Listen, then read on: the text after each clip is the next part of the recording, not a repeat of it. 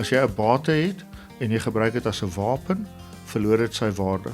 Ek is hoogs ontstoke oor mense wat Afrikaans gebruik as 'n tipe van 'n kulturele totempaal en ander mense daardeur wil uitsluit of voortdurend 'n slagoffermentaliteit het. Terselfdertyd vind ek dit onaanvaarbaar dat mense aan die ander kant van die spektrum so onaangeraak staan, dikwels onkundig staan, nie dat hulle dit op enige manier vermoed nie, oor die mate waartoe die regeringsbeleid wel mense se opsies beperk. Veral mense wat baie arm is en wat miskien nie akademies so sterk is nie. Ek is Pieter Steyn. Kom ons gesels land en sand. Janie Nieuwberg, een van ons land se voorste politieke joernaliste, skrywer, ontleder en so aan. Baie dankie dat jy bereidwillig is en tyd ingeruim het om vandag land en sand met ons te gesels. Jy's 'n baie bekende en 'n geliefde stem op RSG. Baie dankie. Baie dankie Pieter en ons ken mekaar ook al lankal, so dis 'n groot plesier om hier te wees en 'n voorreg. Jan, kom ons begin sommer met nuus. Jy is 'n joernalis, saam met al die ander hoede wat jy dra. Waar het jou belangstelling in nuus? Het jy met koerante en so aan groot geword? Ja, as ek 'n paar generasies kan teruggaan, toe baie min Afrikaners goeie opleiding gehad het, was van my familie voorsate eintlik 'n uitsondering op daai reël.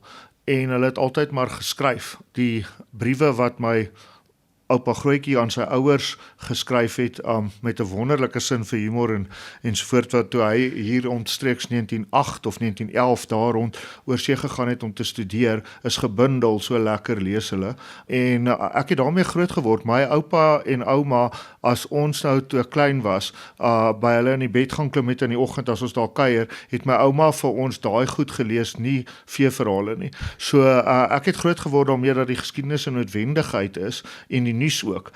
My ander oupa Grootjie was so verslaaf aan nuus. Hy het in 1960 op 'n jagtrip gegaan na die Belgiese Kongo. Na die Bosveld, en toe gebeur die Belgiese Kongo die 5 dae van chaos na onafhanklikheid, en toe hy terugkom toe die hele Afrika eintlik verander, en was hy kwaad dat mense nie sy jagtrip gaan onderbreek het om vir hom te sê wat in die Belgiese Kongo gebeur nie. So ek dink dis maar geneties, ja. Jy het ook 'n familielid wat 'n baie bekende argitek was. Dit was my absoluut fascinerend. Ja, maar jy sien, ek het nou niks met sy sukses te doen nie. Mense vra my as ek trots op my oupa Grootjie Gerard Moerdijk. Nee, want ek het hom nie eens geken nie.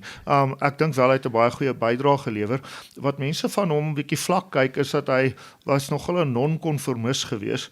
Daar's baie voorbeelde daarvan, en hy was gereeld in die moeilikheid. Byvoorbeeld, hy het die Merensky Biblioteek by die Universiteit van Pretoria ontwerp, en uiteindelik die geld het opgeraak, en toe die Joodse gemeenskap vir geld verskaf dat dit klaargemaak word, en hy het sulke Davidsterretjies in die dak ingebou waaroor die Afrikaners van daai tyd baie ontsteld was. So die geneigtheid om die lewe miskien ernstig op te neem, maar nie altyd ernstig oor te kom nie, kom van daar af al, en dit kom eintlik van alle kante van die familie af. Maar ja, hy het die Voortrekker Monument ontwerp, soos wat ons weet. Maar sy groot ding was, my ouma Grootjie, sy vrou het gewerk vir die Boervrou. Sy was politieke skrywer van die Boervrou, die eerste eintlik Afrikaanse vroueblad onder leiding van Mabel Malherbe. Maar sy was nou Mabel Malherbe se regterhand, en my oupa Grootjie het verskeie kere tussen die 1920s en die 1940s artikels geskryf in die Boervrou om mense tog nou maar so ver te kry om badkamers binne hulle huise te hê, maar hy het totaal misluk, en die mense sê, luister, wat goed genoeg was vir my oupa is goed genoeg vir my. So mense met een of ander vorm van liberale uitkyk, al is dit dan net oor sanitasie, het dit toe al swaar gehad in die Afrikaner gemeenskap. En jou eie belangstelling in politiek, jy praat nou van jou ouma Grootjie.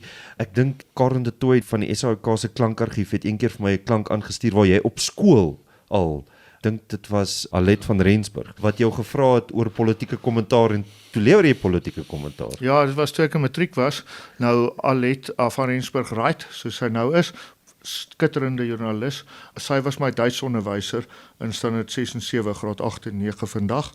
En ja, hulle het soort van gewonder wat die jeug, daardie Ja, ek dink altyd daar is nie die jeug nie, daar is jeug. Maar dan kry hulle mos nou opdrag om met die jeug te praat oor die 1990 veranderinge van meneer De Klerk. En ja, ek het my nou nie onbetuig gelaat ten gunste van meneer De Klerk nie, soos verwag kan word. En ja, ongelukkig daai baie windie onderhoud sal my seker nog inhaal. En vertel ons van jou grootwordjare. Ek dink jy's in Pretoria gebore, maar jy het nie daar groot geword nie. Nee, ek ontsnap ouderdom 3. Nee, wat gebeur het is daar was groot komplikasies by my geboorte. So ek het breinskade opgedoen en dit het omgesit in 'n ligte vorm van serebrale gestremdheid. En my ouers het toe na die owerhede in Pretoria gegaan en daar is toe aan hulle gesê dat ek slegs beskermde arbeid sal kan doen. Beskermde arbeid is vir mense wat ernstige breinskade het, wat byvoorbeeld mandjies vleg of so in 'n beskermde omgewing. En my ouers het besluit om 'n tweede mening in te win. En daar's 'n verskriklike baie goeie skool vir gestremdes in Pinetown, genaamd die Brown School. En almal in Durban sal weet van die Brown School. En ek was toe 'n leerling daar en dit was net wonderlik en ek het baie goeie arbeidsterapie gekry. Ek gaan die geleentheid gebruik vir 'n shout-out na mevrou Duin van der Ruyden, tans van Somerset Wes, wat altyd op my geglo het en steeds hopelik doen. Ek sien haar wanneer ek kan. Enige iemand in arbeidsterapie sal weet van Duin van der Ruyden. Sy het op die ou end die voorsitter geword van die arbeidsterapeute in Suid-Afrika en dit was net 'n seëning van God dat my paai gekruis het met die regte mense. Dit is interessant, Jan, maar jy het op die ou end in 'n normale skool dan nou... Ja, danksy hulle. En die skool daar wat steeds volstom aan die gang is, die gelofte skool, was gewoond aan mense met gestremthede of bloeiers of sulke tipe ding. Want wat Woester vir die Afrikaanse gemeenskap is betreffende gestremdheid, is Pinetown vir die Engelse gemeenskap. So die Fulton skool vir dowes is daar, die Brown skool is daar en daar's 'n algemene geneigtheid, sal ek sê, tot meelewing en empatie. Byvoorbeeld, ek het eers in graad 11 en standaard 9 geleer om my skoene vas te maak. Ek kon nie, my handoogkoördinasie was te swak.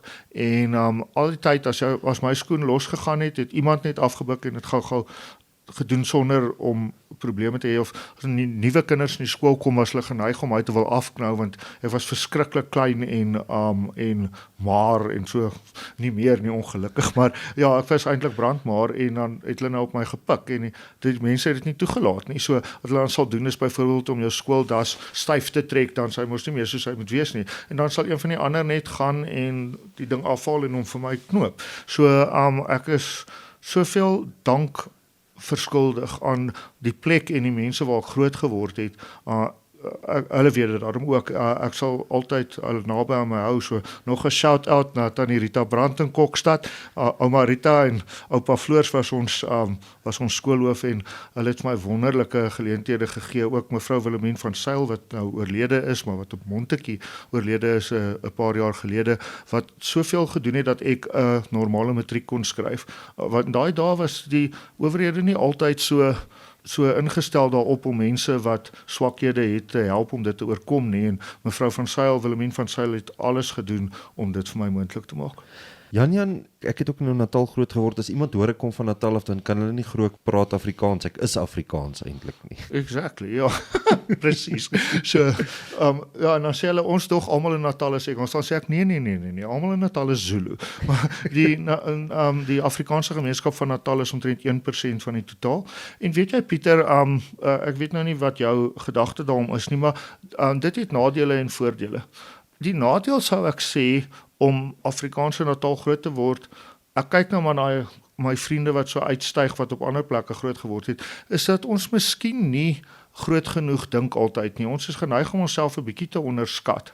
En dit vir my skakel in by die voordeel daarvan, naamlik dat Afrikaners in Natal nooit mag gehad het nie.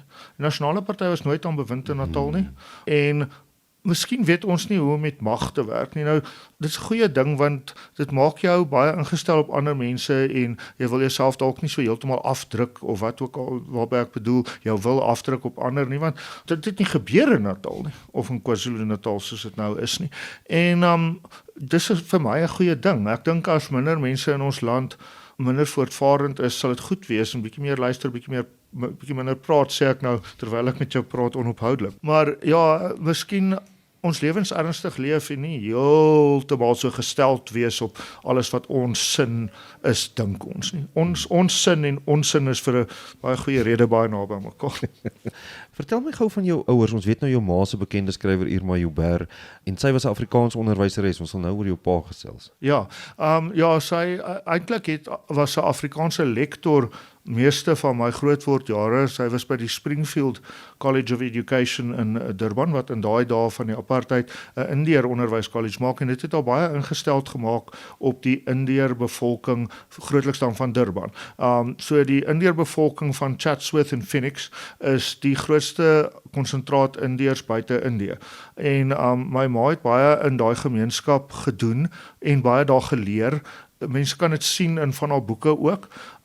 Ek probeer nou dink watter een, maar ek dink dit is Kronkelpad of Tolbos. Een van hulle is daar 'n Indiër karakter in, en sy het die mense eintlik geken, want hoewel sy op die deesdae Modimolle destyds in Nylstroom groot geword het, daar was 'n klein Indiër gemeenskap. En die verhaal wat sy vertel oor hulle gedwonge verskuiwing is die verhaal ook van my oupa wat baie daarteen gekant was, want jy skuif nie mense so rond nie, en sy het die Rawat familie baie goed geken, en die Rawat familie se bydrae tot die Afrikaanse letterkunde, taal en alles, is dat die meneer Rawat was die een wat vir Eugène Marais van morfine voorsien het. So ek weet nie of dit 'n positiewe of 'n negatiewe bydrae is nie, maar ja, dit is hoe dit was. En jou pa, kom ons gesels net, hy was in konstruksie as ek dit reg. Ja, hy het laagkoste behuising gebou. Hy was eers by die KwaZulu Ontwikkelingskoöperasie en toe het hy 'n maatskappy oorgeneem genaamd Calm Housing, en hy het werklik goed gevaar.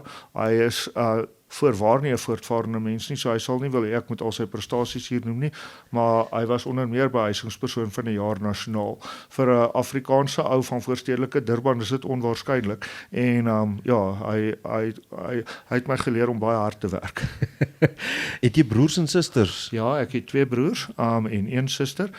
My broer, maar ek is die oudste, en dan kom Michael, hy's 'n jaar jonger as ek. Hy boer met visse vir die Australiese regering, as ek dit reg het, maar hy woon in Tasmanië. My broer Wikus is 'n jonger broer.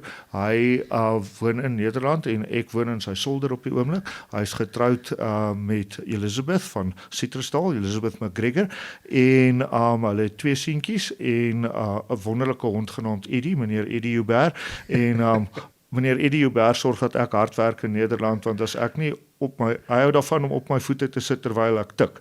So ja, hy hou my aan die gang, en ek moet hom 2 keer 'n dag loop, en as ek nie kom nie, dan kom hy en dan slaan hy my met sy poot totdat ek hom vat. So en dan my suster is Madeleine, Dr. Madeleine Uys. Sy doseer aan die Noordwes Universiteit in Potchefstroom. En die broer waar jy nou bly in Nederland, dis interessant dat die ander broer ook eintlik in 'n ou Nederlandse kolonie in Tasmanië is. Ja, dis daarmee die rede nie. Hy's daar omdat hy met visse boer. My middelste broer het altyd was vir my soms meer vis as mens. Hy dink soos 'n vis. Jy moes hom gesien het op laerskool hoe hy die visse geoutmanoeuvre het as hy gaan visvang. So nee, dis sy passie, en hy leef dit regtig goed uit. Hy's uitstekend in sy werk. En vertel ons van die skool, jy het nou so vinnig daaraan geraak oor so aan, maar ek meen, was jy 'n besige kind, het jy baie akademies verkeer?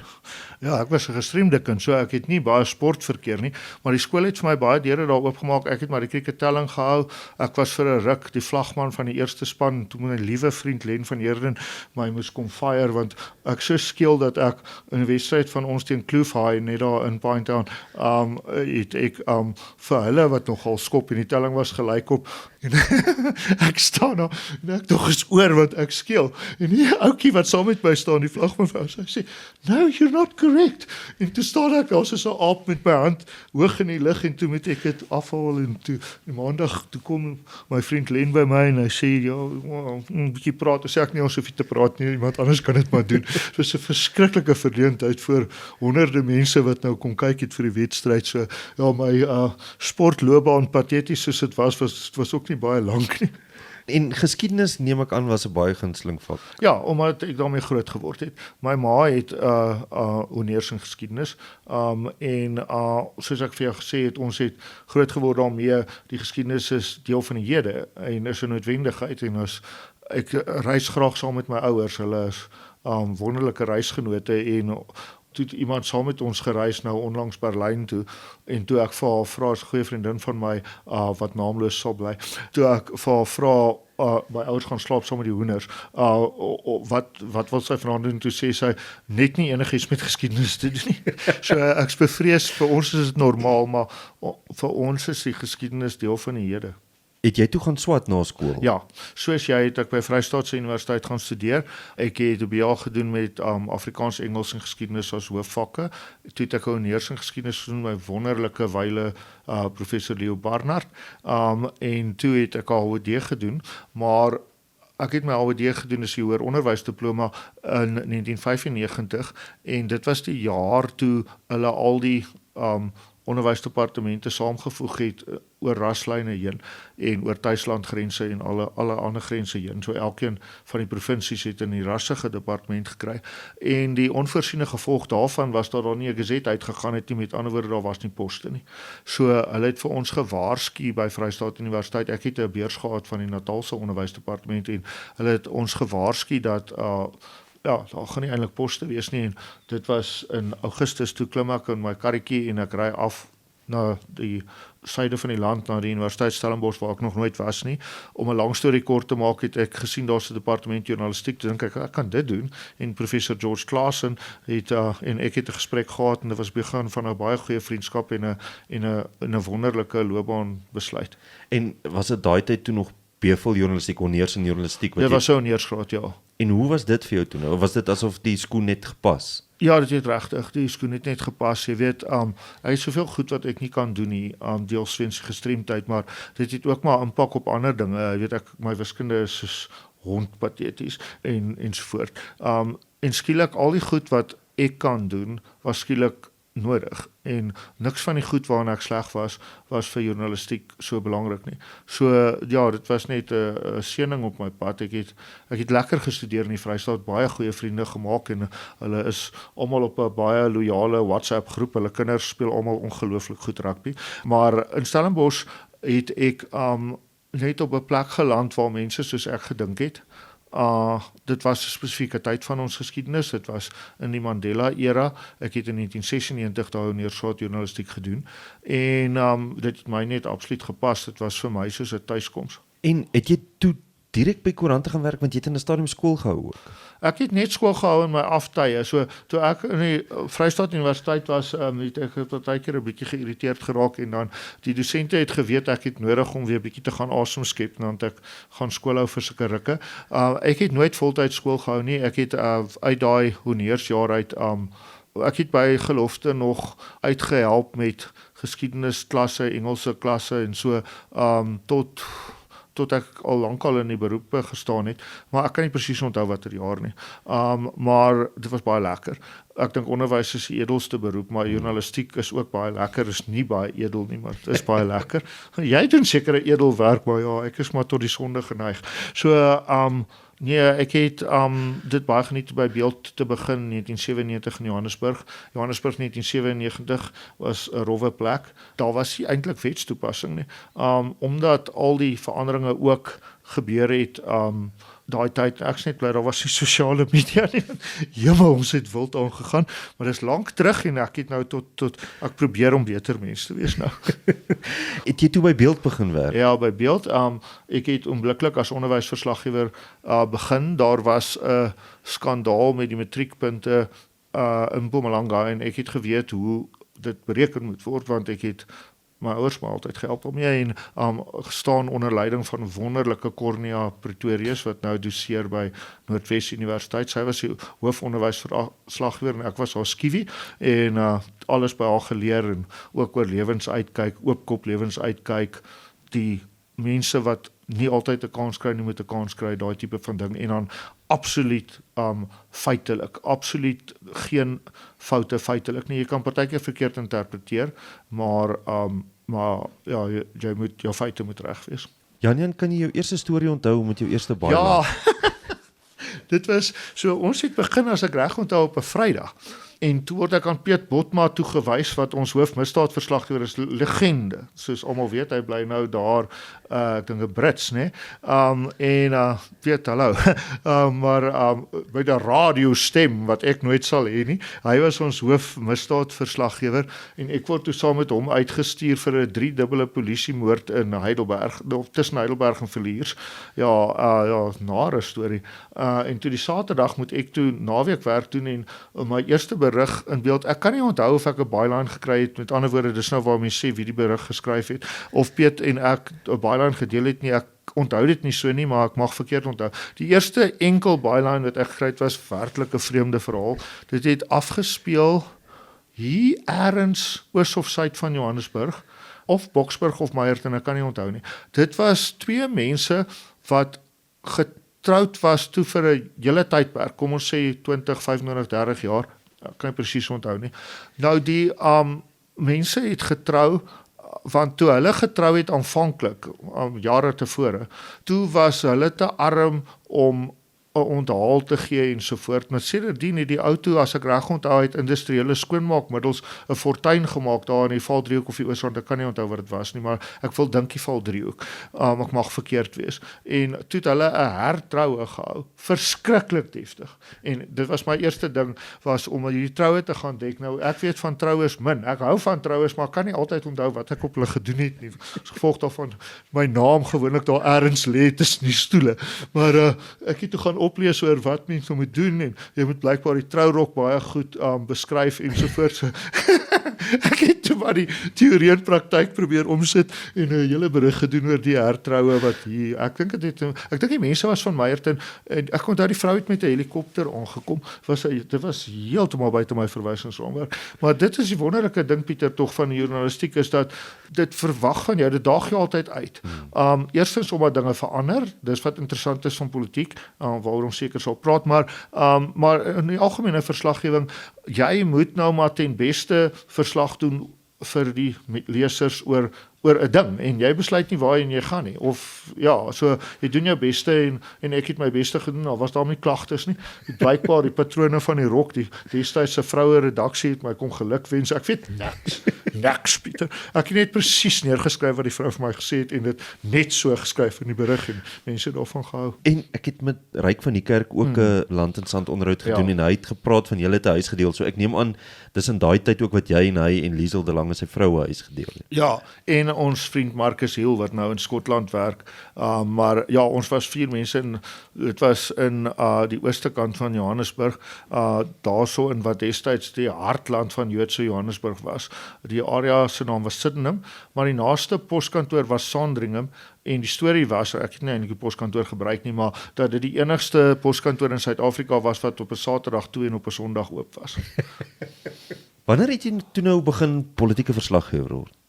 So ek het by Beeld gewerk vir omtrent 3 jaar en toe het meneer Johan de Wet wat ons redakteur was, die redakteur van Rapport geword en ek wou baie graag Kaap toe gaan omdat so 'n groot deel van my vriendekring daar was en toe het hy my afgestuur Kaap toe om vir Rapport te gaan werk en toe het ek daar bietjie politiek gedoen, want Rapport doen jy alles, en toe het die Burger vakature gehad op hulle politieke redaksie en ek het daarvoor aansoek gedoen en dit was in 2001.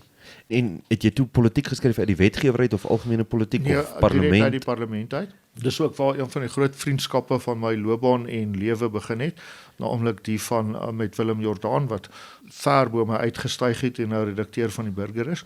Ons het heerlik saam politiek geskryf. Jy het nou van Ryk en Liesel gepraat, seker die beste vriende wat mense kan hê. Jy ken hulle ook baie goed. Ek is bly soos wat ons hier sit. Ons sit hier in Pieter se huis hier so in Johannesburg en praat en ek bly by hulle altyd as ek in Johannesburg is en dis net wonderlik. Dis wonderlike mense. En daai tyd in die parlement, was dit opwindende tye? Dit was nie so opwindend nie. Die ANC se meerderheid was vreeslik groot en daar was verskriklike pretensie. President Mbeki, ek het nie so kundige agtergrond nie, so ek weet nie of dit wys of sy selfbeeld goed of sleg was nie, maar hy was vreeslik formeel. Ek het een keer vreeslik gelag tydens 'n staatsrede en moes dringend my kop wegsit, toe hy homself aanhaal wat homself aanhaal. Nee, ek genigtig, die man het gedink hy is nou die slimste ding. En baie ander mense ook. So, dit was 'n tyd dat Tony Leon so 'n dapper stryd vir die oppositie geveg het. En, jy weet, ek het soveel bewondering vir Tony, die enigste mens in die wêreld wat vir Mandela sal nee sê vir 'n ministerspos omdat hy glo oppositie is belangrik. Dis beginselvastheid. Dit was bietjie moeilik want die ANC was op die verkeerde pad, maar mense het dit nie agtergekom nie. Ek het baie sterk gevoel dat hulle op die verkeerde pad is. Dit was ook die tyd van die oorlopery, Martinus van Skalkwyk, waar die oppositieprojek versaak het en saam met ander mense in eie belang by die ANC aangesluit het. Hy het spesifiek goed gedoen daai. Maar dit was 'n baie giftige tyd in die politiek en nie 'n tyd. Daar was nie eintlik iets om na uit te sien nie, want omdat die ANC meerderheid so groot was, ek meen teen 2004 het hulle 2/3 meerderheid gehad. Dit het begin val van 2009 af na die stigting van Cope en dit is vir my Mosiuoa Lekota se groot nalatenskap is dat hy dit oukei gemaak om swart te wees en nie vir die ANC te stem nie en daardeur die land 'n groot guns gedoen. En ek dink in daai tyd ook, en ek dink nie is 'n storie wat jy lig sal vergeet nie, was dit by die KAKNK wat jy en Steve Hofmeyer onder ons gehad het wat met 'n bebloede gesig vir my geëindig het. Ja, dis lank terug. Dit het interessante nagevolge gehad, maar wat maar gebeur het is ek was die redakteur van die koerantjie daar, die Feeskoerant, jy het ook baie daarvan gedoen in die dae. Krit, ja. En ons het wat my betref baie snaakse tong in die kies, maar negatiewe resensie oor Steve se vertoning geplaas. Ja, hy was baie ontsteld en hy het my toe daar aangerand.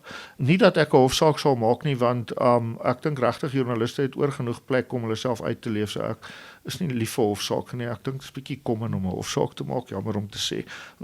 En ek kom van Pinetown af, ek ken common. So, nee, dit was 'n nare storie. In daai tyd was dit 'n baie groot storie. Dit het selfs tot 'n spoof, 'n send-up, Leon Schuster skets gelei in een van sy vele rolprente. Dit is nogal, is baie vreemd as jy so half op die voorblaaie gegooi word, letterlik in die geval. Dit was aklig vir my. Ek hou daarvan om die nuus op te skryf, nie te maak nie.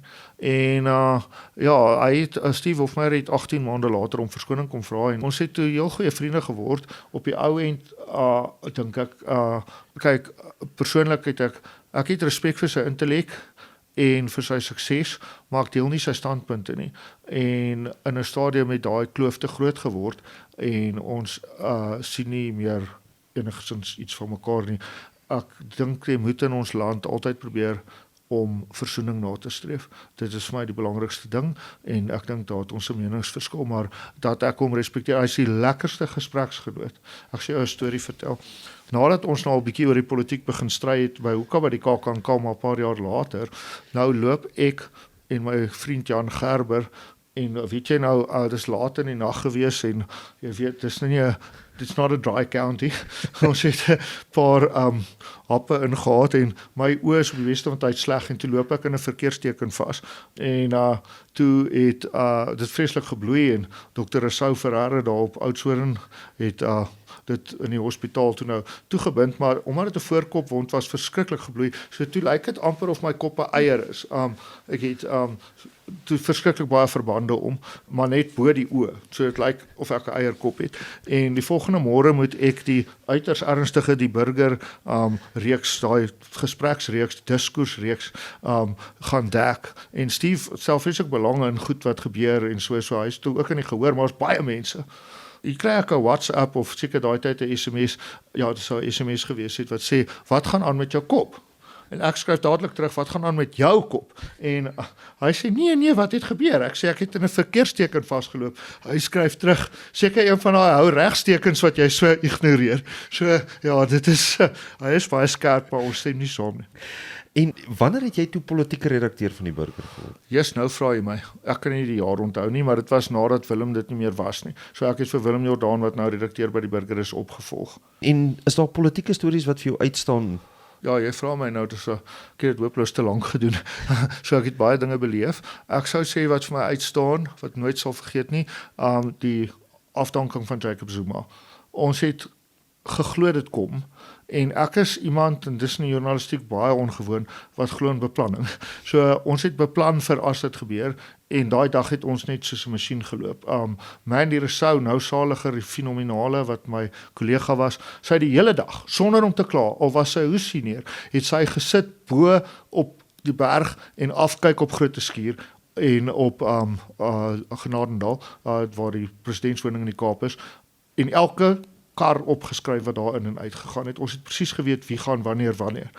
Dit was net een ding. Ek het 'n groot span gehad en elkeen het sy werk gehad en die burger het ingekoop daarop. Ek dink ek was op daai stadium, ek kan nie onthou, ek was almal so politieke redakteur op 'n stadium en ek weet nie wanneer was ek wanneer nie, maar ek het gekoördineer en so lekker span gehad.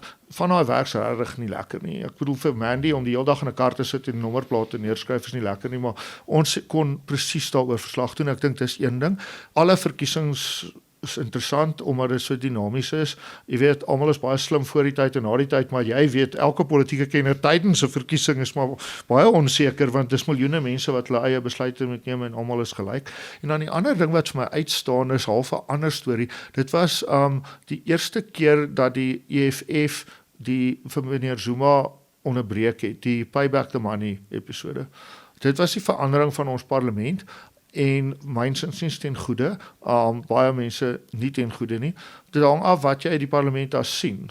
Daar's baie mense wat baie sterk glo die vorm en die gravitas en die waardigheid van die parlement. Vir my moet die parlement die bevolking weerspieël en die debat in die parlement moet die bevolking weerspieël. Ek sal nie sê dat dit goed is om iemand te ontwrig dat hulle nie kan praat nie, natuurlik nie. En dit is wat die EFF gedoen het en dit was nie reg nie. Maar wat gebeur het was dat iets van daai hoogdrawendheid van die Mbeki era wat voortgegaan het in die Zuma era van inhoudlose hoogdrawendheid het daar verander en die parlement, wel mense het begin om na die parlement te kyk. Dit word nou nog uitgesaai en mense kyk dit. Dit gebeur nie. Ander lande saai uit maar mense stel nie belang nie. Ons parlement is 'n goeie riglyn van waar die land is ten goeie of ten kwade. En ek dink die feit dat dit 'n riglyn is dat jy die diskurs of die debat so duidelik kan volg, wel, ek dink dis 'n goeie ding. Kyk, hulle het hulle hande vol, die voorsittende beamptes, en dis nie altyd goed nie en so, maar dit is maar soveel beter as wat dit was tussen 2001 en 2014, toe daar regtig nie veel gebeur het nie, en jy partykeer gevoel het dat die mense uitvoering met die werklikheid is. Duncan Hindel was jare lank die DG, die direkteur-generaal van onderwys. Hy was my tipe mens, hy was reguit. En hy het daar gekom by die onderwyskomitee en nou moet hy die parlement sê dis 'n vrae antwoord, maar hy moet eers 'n verslag lewer en dan moet hulle nou vrae antwoord. En dan begin hy altyd om te sê, moenie vir my sê kinders in die rural areas het nou nie toilette of wat ook al nie. Geef my 'n lys van skole, dan kan ek iets daaraan doen. Ag, ek kon vir hom applaus gee elke maal. En nou sedert 2014 is dit nie meer 'n probleem nie. Mense, wel, dis nog 'n probleem, maar nie so groot nie. Mense praat nie so in die lug en algemeen nie. Dis baie meer prakties en ek dink dis 'n parlement se rol. Wat dink jy van die parlement wat afgebrand? Weet jy, dis beter dat ek nie vir jou sê nie. Jy weet, ek was baie lief vir daai plek. Ek kon vir jou, jy kon my blinddoek en in 'n kamer daar sit en ek sou uit die reuk vir jou kon sê, ek het 'n goeie reuksintuig. Jou sintuie maak op as van jou sintuie swak is, soos byvoorbeeld my oë baie swak is, dan maak jou liggaam op daarvoor, sê die slim mense. So, as jy my in enige van daai kamers gesit het, sou ek vir jou kon sê waar ek is sonder om dit te sien. So ek was lief vir elke kamer, wel nie elke kamer, ek nie in kantore nie, maar die kamers wat gebruik word vir die politieke aktiwiteite ken ek almal en ek kan nou nog vir jou sê hoe dit ruik en hoe dit lyk en alles en dis nie daar nie. Daai dag het iets in my dood gegaan. Dit klink nou seker baie melodramaties. Dit was gelukkig net nadat ek uit journalistiek uitgegaan het. Dit was net voordat ek Nederland toe is vir my meestersgraad. Net voor dit, daarvoor dit. En ek's net bly dat dit my gespaar is, om dit eerlik te wees. Dit is baie interessant wat hulle nou doen daar. Hulle bou baie, ek is verbaas dat daar nie meer aandag is wat daarop gevestig word nie, want hulle is besig om daai hele ding te herverbeel. As ek die argitek het 'n slag langs my, of nie die argitek nie, die binnenshuise versierder het langs my gesit 'n slag by die Cape Town Club en nie veel gesê nie want hulle mag nie, maar die bietjie wat sy laat val het was net so interessant en ek dink ons gaan 'n wonderlike Phoenix sien herrys uit daai as uit. Daai parlement is 'n fantastiese plek. Jy voel eintlik, jy weet, as jy daar staan waar Harold Macmillan die winde van verandering toespraak gemaak het en waar Smith sy mes geslyp het blykbaar teen die Marxgebou. Marxgebou se klip, ja. So ja, en al daai geskiedenis word amper so half vir jou tasbaar as mens daar is. Ja, absoluut. En ek meen daai is nou verlore, jy weet. So daai saal waar Macmillan die winde van verandering toespraak gelewer het in 1960, wel dit gaan mos nou nie dieselfde lyk nie. Die Volksraad waar Dr. Verwoerd doodgesteek is, die Volksraad lokaal is net pragtig geweest, maar hy is nou daarmee heen. Dis groot dele geskiedenis wat daar weg is en dis my hartseer, maar nou ja, ons kyk vorentoe. In 'n stadium was dit adjunkredakteur of assistentredakteur van Rapport gewees? Ek sien baie groot op daai tipe titels nie. Ek was soort van saam met Herman Jansen tweede in charge met Lisa Obrecht in beheer en ek was in Kaapstad en hulle was in Johannesburg. So ek weet nie wat hulle my genoem het nie. Ek gee nie eintlik om nie. Maar ja, ek het by Rapport daai pos gehad, ja. Om by 'n Sondagkoerant te werk teenoor 'n dagblad, luisteraars weet dalk nie altyd, dit is nogal 'n groot verskil. Ja, weet jy Pieter, en ek dink dis wat Rapport so goed doen op die oomblik in die digitale raamwerk en dis hoekom hulle leessyfers so hoog is. Hulle het nou weer, my vriendin Liesel oor wie ons nou gepraat het, werk met daai syfers en hulle het weer hierdie week meer as 1 miljoen bladlese gehad. En om 'n Sondagkoerant te doen is regtig 'n uitdaging. Jy moet, ek gaan nie die aanhalings daar gebruik nie want hierdie is 'n gesinsprogram, maar Skalk Pinaar het 'n baie bekende aanhaling oor hare gehad daaroor wat ek liewerster nie nou gaan herhaal nie, maar daar's 'n groot waarheid daar. In 'n Sondagkoerant is 'n wilde perd, want jy werk die hele week aan hom, so jy moet vooruit dink en jy moet verder dink as die blote verslaggewing en jy het baie tyd om dit te doen. So ek het baie respek byvoorbeeld vir hoe Davie Boonsaaier die politiek doen by Rapport. Ek dink hy's die beste politieke verslaggewer in die land. En dis 'n moeilike plek om te wees want jy skryf oor politici wat party van hulle is baie goeie mense, maar party van hulle is nie. En wat jy skryf het 'n effek op hulle eie lewens ook, so dis 'n gevaarlike plek om te wees.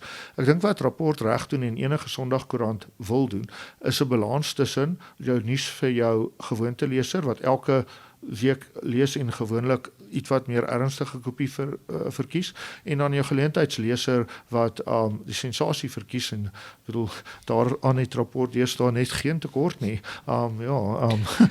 Bloedspore, Mel en Piet, bloedspore in Pretoria. En dis vir my altyd so snaaks as mense nou met die kommentaar wat onderaan kom en mense ons bietjie daaroor praat want regtig 'n ordentlikheidsklas.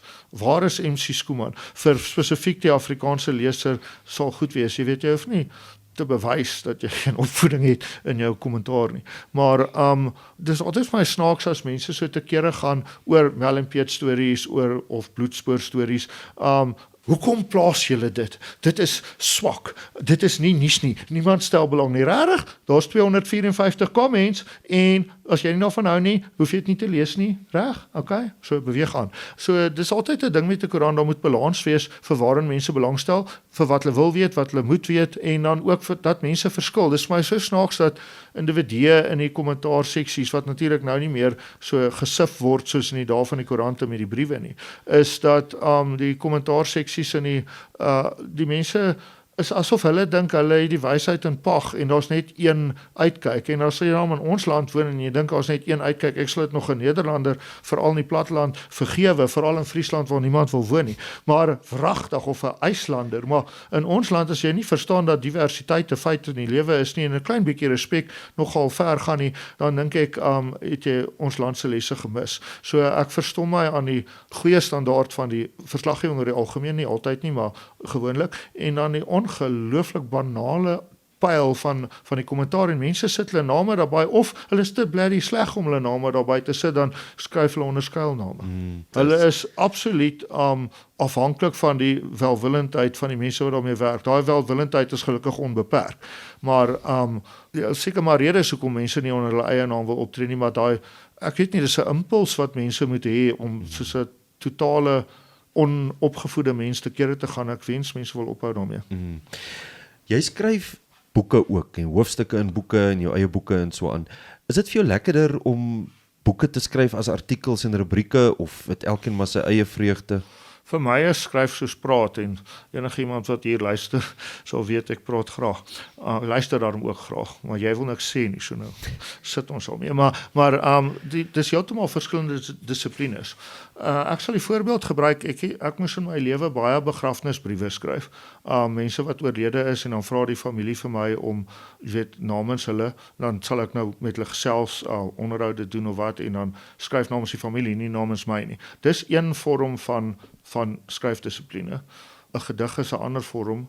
Dit het ek ook al probeer, maar genadiglik nog nooit vir mense eintlik gewys nie.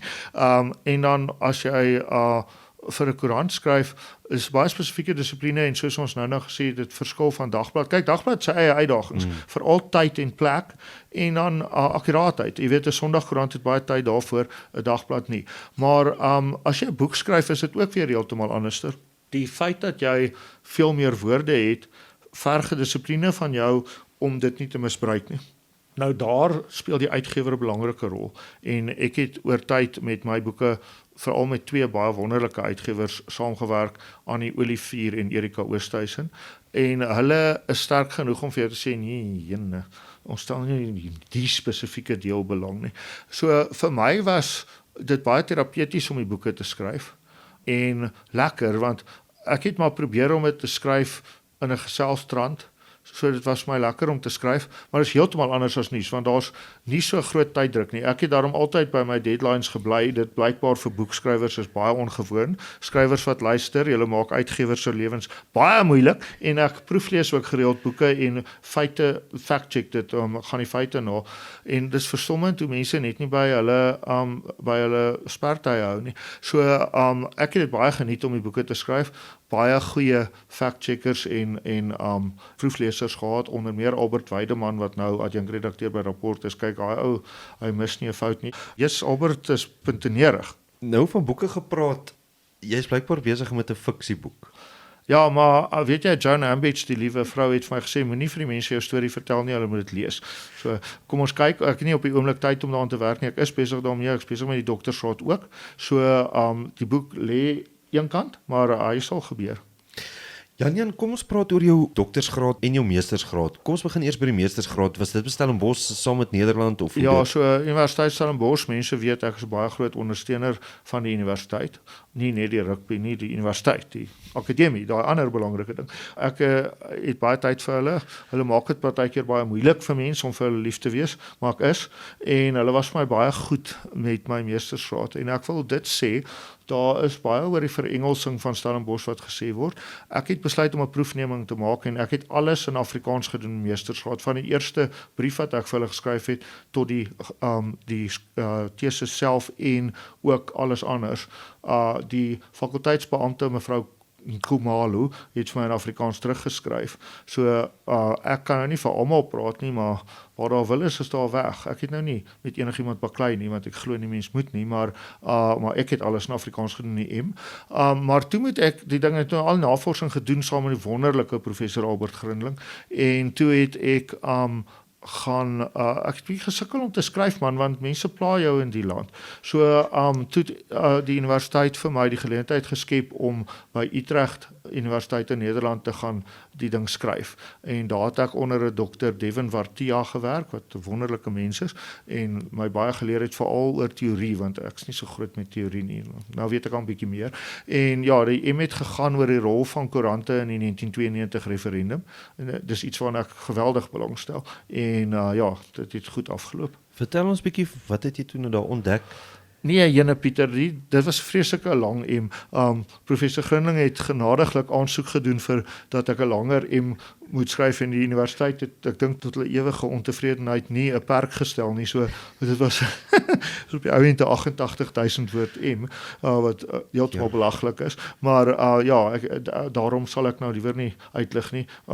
Kyk, die meestersgrade is deesdae op die internet beskikbaar, so jy weet, at the risk of, daar's nou die gevaar dat ek 'n stormloop ontketen, dat mense almal my M gaan lees, maar hulle kan, dit is beskikbaar. Nee, niemand lees 'n M eintlik so baie nie, maar ek het verskriklik geniet om dit te doen, wonderlike onderhoude gedoen. Ek het baie geloof in onderhoude by geskiedskrywing, en die mense was vir my so goed, nou met die idee ook. Dis wonderlik hoe so iets eintlik 'n bietjie van 'n volksprojek kan word, wanneer mense inkoop daarop.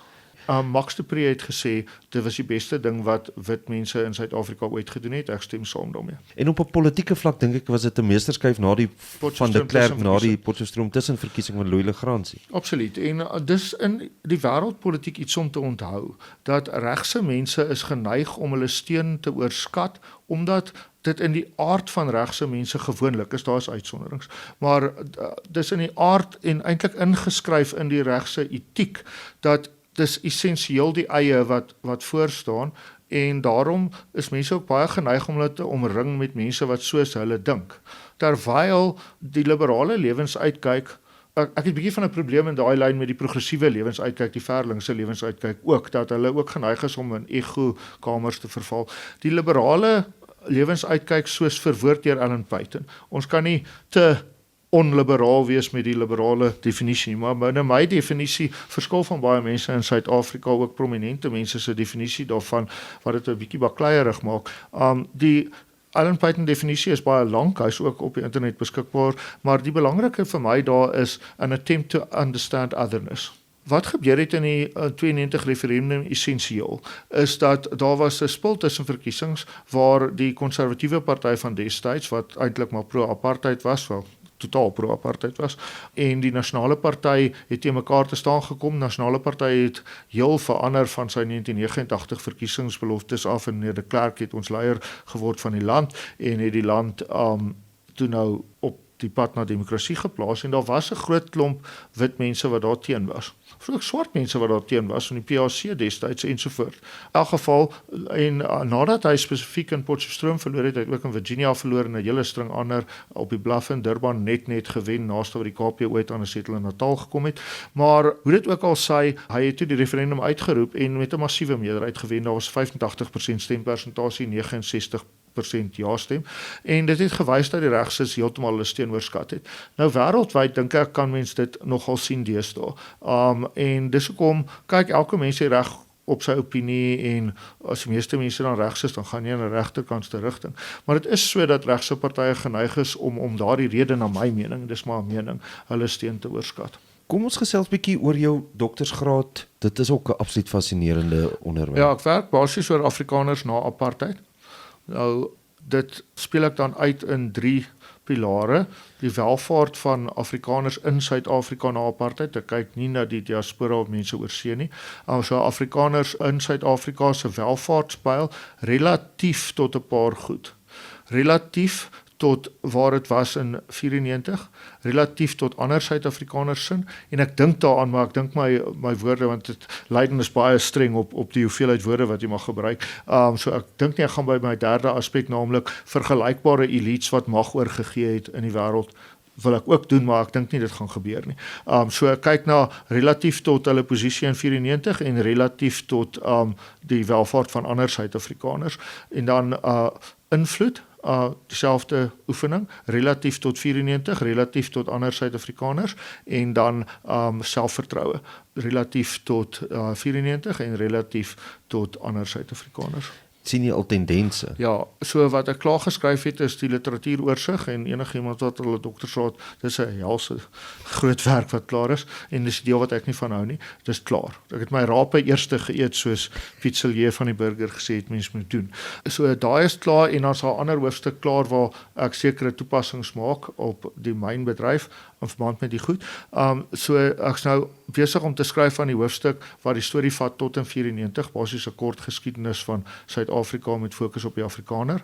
Afrikaner being wit Afrikaans sprekende Suid-Afrikaners wat self definieer as Afrikaner. So niemand is voorskrifklik hier nie. Die vraag wat jy sou kon vra is nou waarom dan? En dit moet ek baie in Nederland antwoord. Daar's op die oomblik in die geskiedenis veral hier in Afrika baie sterk beweging teen wat hulle noem appropriation, dat jy skryf oor mense wat jy nie verstaan nie. Ek sou baie graag eerder breingeskiedenis wou skryf, maar in die huidige klimaat sou dit nie wys wees nie. Die huidige opinie is baie aggressief dat jy jou moet hou aan jou lees. So dis hoekom ek hou my maar aan die Afrikaner en ek definieer die Afrikaner as sulks wel verstaanend dat eintlik sou ek baie graag nie rassig wou werk, maar Suid-Afrika het werklikhede en tweedens dat daar baie ander definisies ook vir Afrikaner kan wees, maar ek gebruik nou maar myne. Ek neem uiteraard dan nou in die literatuuroorsig kennis van daardie en verduidelik hoekom ek my eie definisie gebruik. Dit is baie belangrik die selfidentifisering. Niemand kan gedwing word nie. My pa het altyd gesê om 'n Afrikaner te wees is nie soos om 'n brood te koop by Checkers nie. Dis nie net 'n ding wat jy sommer net doen nie. Jy moet dink daaroor. So kyk dan nou na die welvaart en dan na die invloed en dan na die selfvertroue daarvan. Is baie interessant wat ek nou tot dusver kry. Soos ek gesê het, ek skryf die geskiedenis hoofstuk op die oomblik en die welvaart hoofstuk is ek besig om na te vors. Baie interessant is die ontsettende inkomstegaping wat in die Afrikaner gemeenskap ontstaan het en wil ek sê die feit dat skatryk en brandarm Afrikaners amper van mekaar onbewus is. Dit kom van beide kante af. Ek werk baie met Solidariteit Helpende Hand. Dan is Neet wat 'n fenominale stuk werk daar doen. Ek dink dit is waarskynlik die mins omstrede werk wat Solidariteit doen. So ek werk baie lekker met hulle saam en Hannes het vir my gesê as jou proefskrif en dit gaan 'n boek word, ek het reeds soveel aanbiedinge. Dit kan wys dat welvarende Afrikaners besef hoe swak dit gaan aan die ander kant, dan sou jy 'n goeie werk gedoen het. Dis nie my doelwit nie, maar as dit daartoe kan lei, sal dit goed wees en ek self was verstom daaroor die armlanke vraagstuk is besig om te herontstaan in die noorde van die land op die presiese plekke waar hy vir die Carnegie verslag uitgewys is. Dis nou nie 'n gesprek wat ons ten volle nou kan hê nie, maar dit is so. Kom ons bly so oomblik by Afrikaner en die term Afrikaner. Dit voel vir my toe ek begin het in die journalistiek so 20 jaar terug, was dit 'n taboe term. Nou is dit al hoe meer, jy weet, algemeen en in gebruik. Ek is eintlik verstom dat dit so op sê net maar royaal, as ek dit so kan stel, gebruik word. Ek dink dit was 'n lang tyd vir Afrikaners soos ek dit nou definieer en let wel, niemand anders hoef met daai definisie saam te stem nie. So moet nou nie warm onder die kraag raak as jy nou besef dat ek verkeerd is en ernstige noodsaaklikheid voel om dit nou op RSG se SMS-lyn dadelik te stel nie. Ek sê nie dat ek reg is nie, ek sê net wat ek dink. Maar ek dink daar was 'n tyd dat sommige mense, ek was nooit een van hulle nie, gevoel het dat Afrikaner 'n bietjie van 'n klankie het. En ek dink was grootliks Afrikaner mense en dan ook bruin Afrikaanse mense was by tye daaroor ontevrede. Ek het nie self, en hierdie is natuurlik nou nie iets wat ek kon pyl daai tyd nie, maar my aanvoeling as iemand wat daarom in die rassige journalistiek gestaan het, die sogenaamde en veel gekritiseerde hoofstroomjournalistiek, deur onkundiges gekritiseer. En ook snaaks in ons land hoe die hoofstroom partykeer kleiner is as die sogenaamde systroom. So ek weet nie hoe daai mense se taalvermoë en myne is nie dieselfde nie. Maar in elk geval, dit is sekerlik beter. So ek dink dat ons darm in 'n tyd beweeg in Suid-Afrika en dit het te doen daarmee dat die politiek meer oop is. Dat mense kan maar die term gebruik. Nou my ma het toe sy klas gegee het by die destyds swart Madadeni Onderwyskollege buite Newcastle, het sy 'n kind gehad, 'n student gehad wat 'n begripstoets, hulle moet van die proeflesse gee en oor die Afrikaner, maar is hoogdrawend vir die arme Zulu kinders in graad 6 of standaard 4.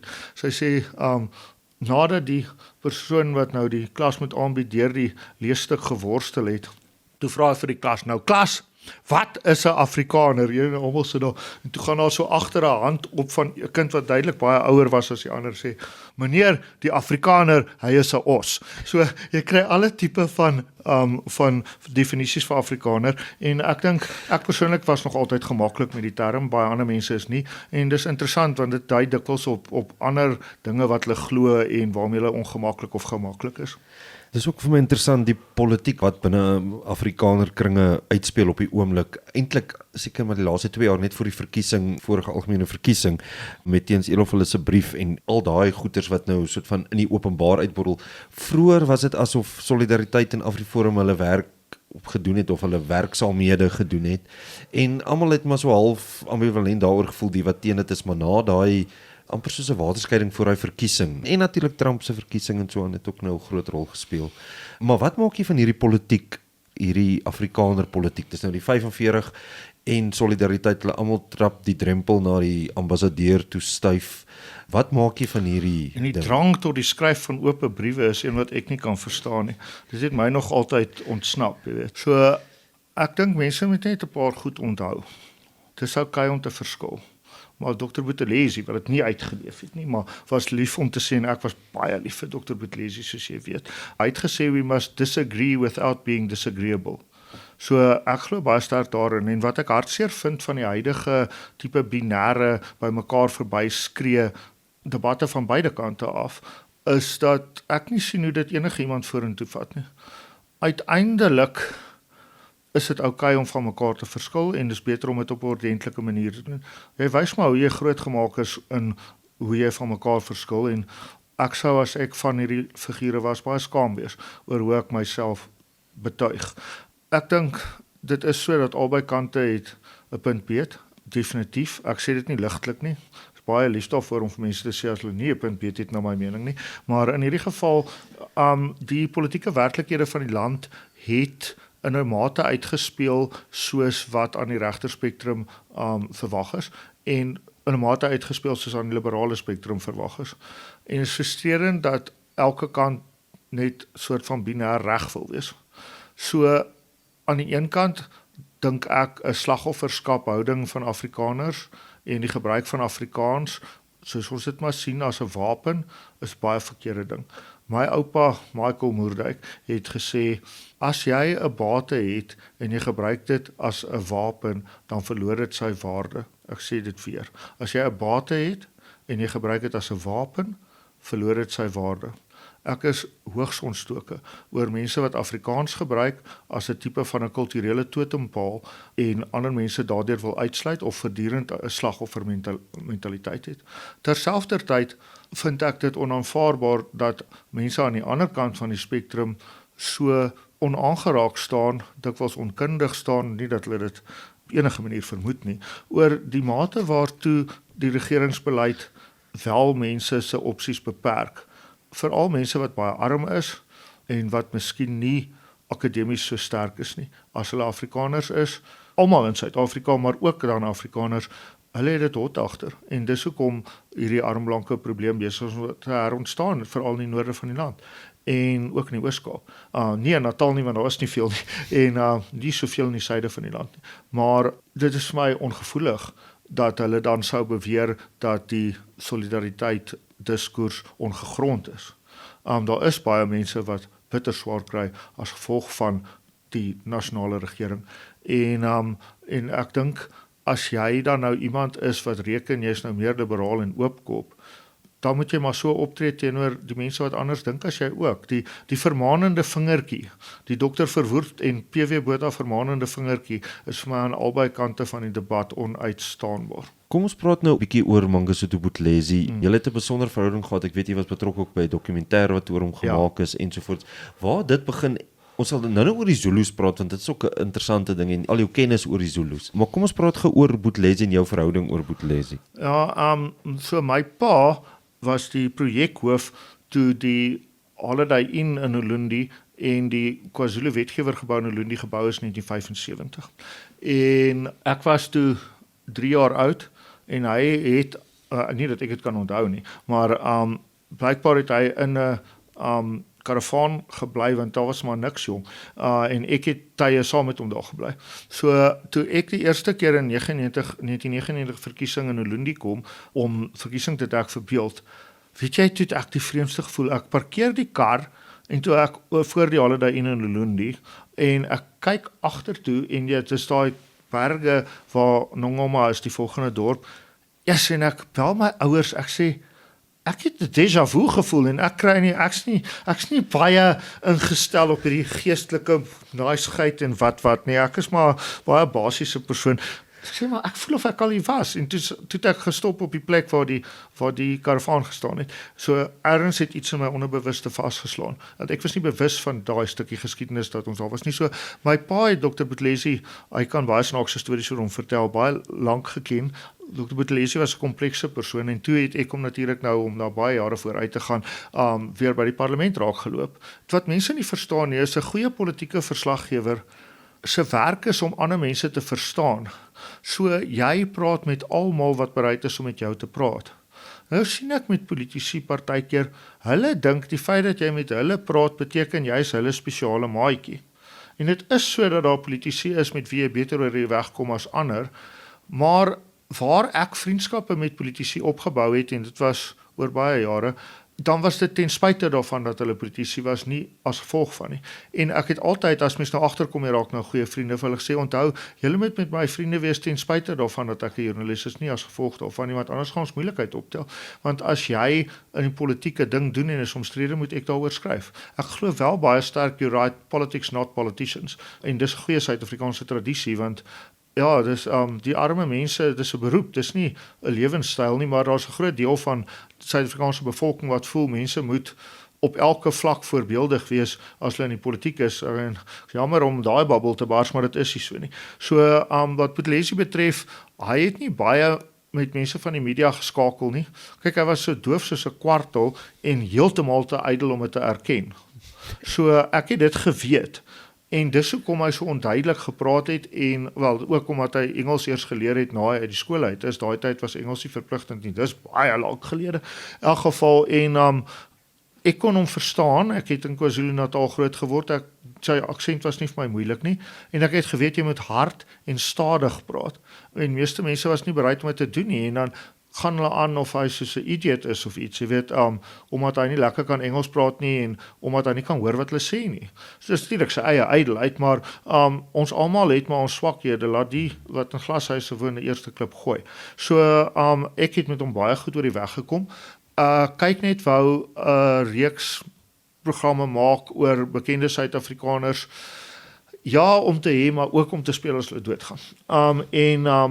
Buthelezi het ingewillig mits ek die onderhoud doen. Wynand Dreyer het dit gemaak wat jy sal ken, uitstekende televisieregisseur is. En verskyn het in een episode van die destydse reeks Transkaroo, het ek tot my verstomming gesien.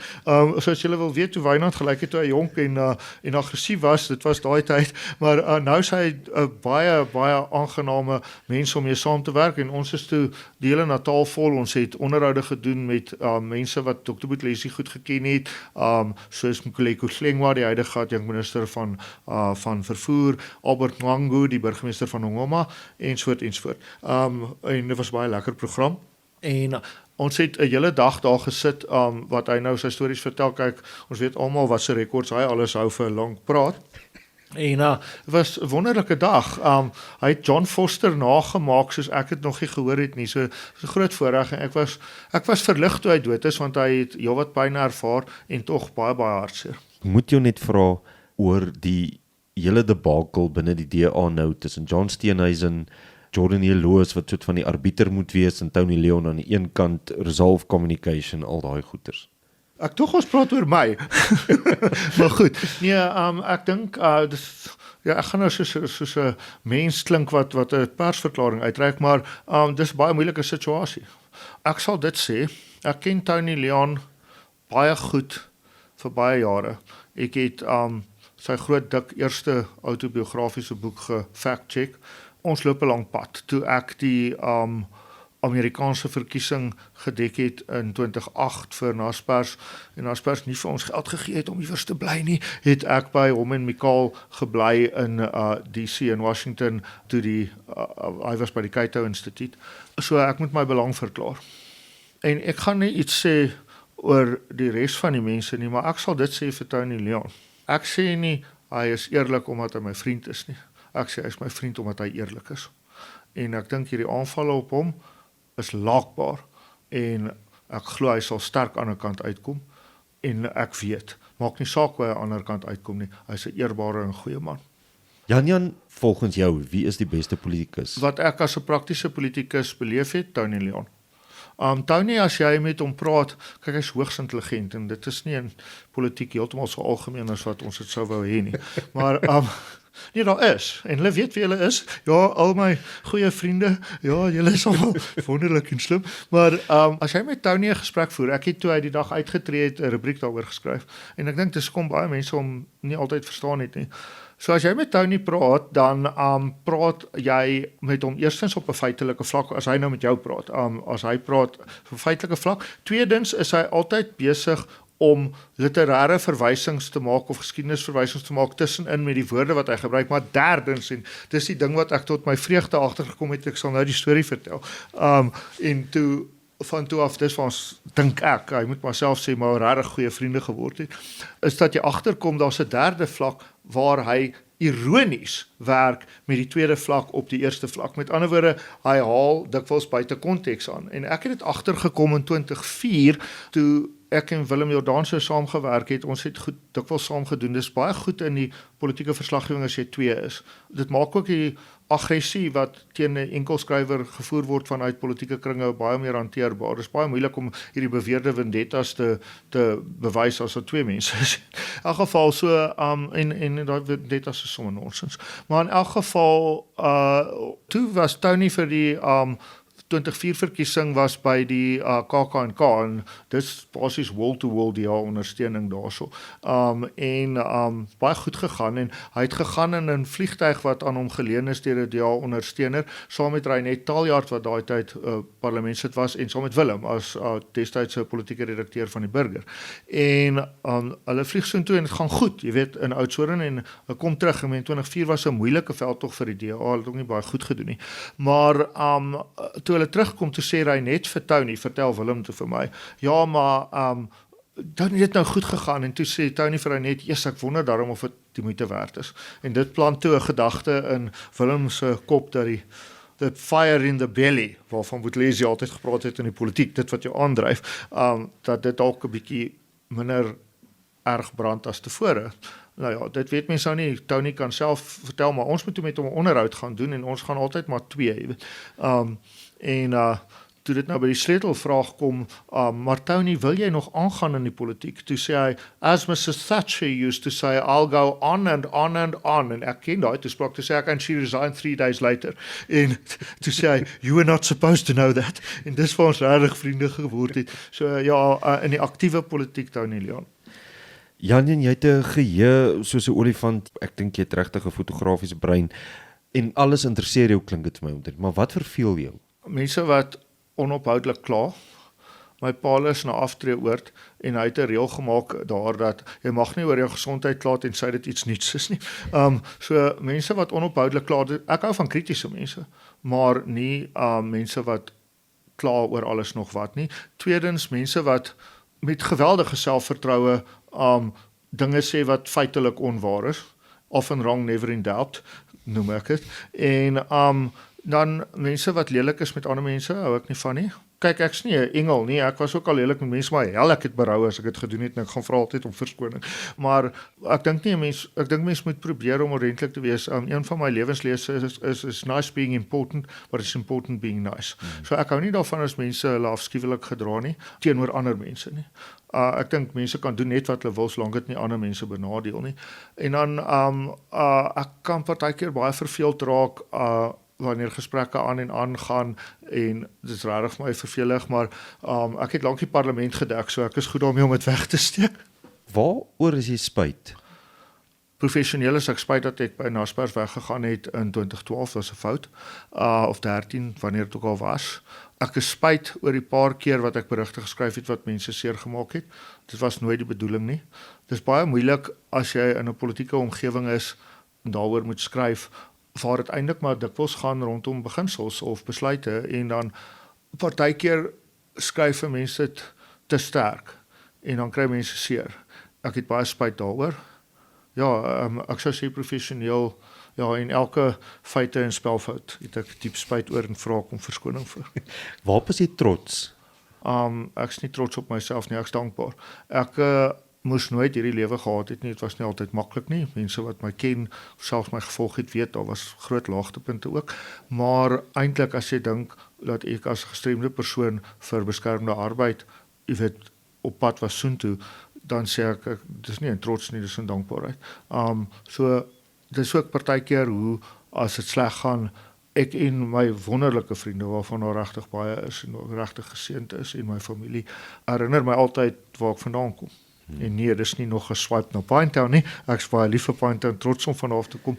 Nee, dat ek eintlik nooit 'n lewe moes gehad het buite die beskermde arbeid nie. So nee, ek's nie trots nie, maar baie dankbaar vir baie goed. Jan Joubert, baie dankie dat ons vandag met jou kon gesels. Dit was ongelooflik interessant en lekker. Baie dankie. Dankie dat jy saam geluister het. Daar is elke Dinsdag 'n nuwe gesprek met ons land se nuusmakers, planmakers, bekendes en berigtes. Onthou om die follow-knoppie te druk en as jy die gesprek geniet het, 5 sterre te gee. Kom gesels elke Dinsdag, Land en Sand.